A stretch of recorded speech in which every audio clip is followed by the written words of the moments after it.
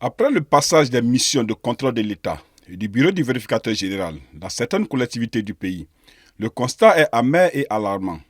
Le ministre d'État, ministre de l'Administration territoriale et de la décentralisation, porte-parole du gouvernement, le colonel Ablaye Maïga, a pris la décision de la mise en place prochaine des délégations spéciales dans certaines collectivités territoriales du pays.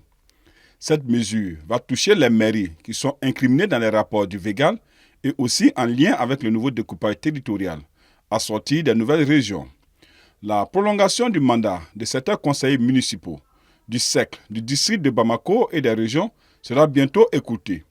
Ces bureaux seront remplacés par une délégation spéciale qui va gérer les affaires en attendant l'élection des nouveaux conseillers des collectivités territoriales dont les dates ne sont pas encore connues après 3 prolongations de mandat.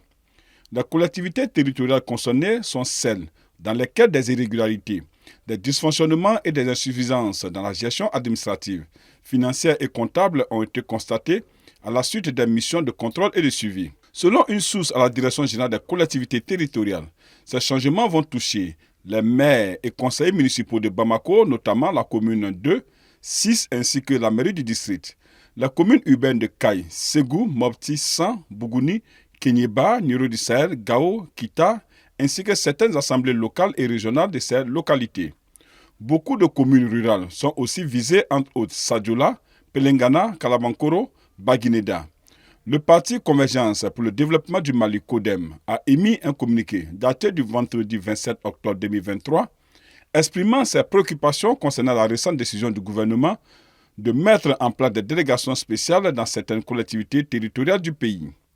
Dans un communiqué signé par le président du parti CODEM, Ousseynou Amionguindo, le parti questionne la nécessité de mettre en place des délégations spéciales à ce moment précis et déplore en même temps le défaut de transparence dans le processus de sélection des collectivités territoriales concernées. Il estime que les noms de ces collectivités auraient dû être communiqués en même temps que la décision gouvernementale. Quant à l'économiste professeur Abdul Karim Diamoutene, cette décision du gouvernement intervient à la suite de constats de malversation financière au niveau de ces mairies, ce qui est une bonne chose, surtout que la mesure est conforme aux dispositions du Code des collectivités territoriales qui vise à remédier aux lacunes constatées sans exclure la possibilité de poursuites judiciaires, le cas échéant. Mais ose croire que la mise en place des délégations spéciales ne se fera pas de façon sélective.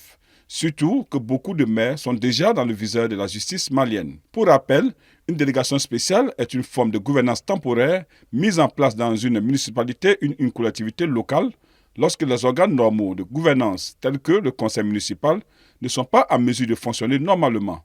Cette mesure est généralement instaurée en réponse à une crise ou à des circonstances exceptionnelles qui empêchent le fonctionnement normal des institutions locales.